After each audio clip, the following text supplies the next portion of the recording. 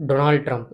அமெரிக்காவோட பிரசிடென்ட். இவருக்கு எதிரா உலகின் நம்பர் 1 பணக்காரனான எலோன் மஸ்க் ஒரு கட்சி ஆரம்பிச்சிருக்காரு. த அமெரிக்கன் பார்ட்டின்னு சொல்லிட்டு அஃபிஷியலா வந்து அனௌன்ஸ்மென்ட்டும் பண்ணியிருக்காரு.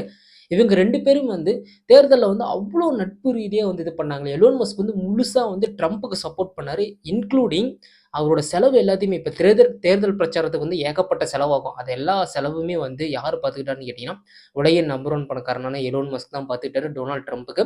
ஆப்வியஸா வந்து அமெரிக்கன் பிரசிடென்ட்டாவும் ஆகியிருக்காரு. இப்ப இவங்க 2 பேத்துக்குள்ள ஒரு கருத்து வேறுபாடு பயங்கரமா வந்து மோதல்ல முட்டிக்கிச்சு.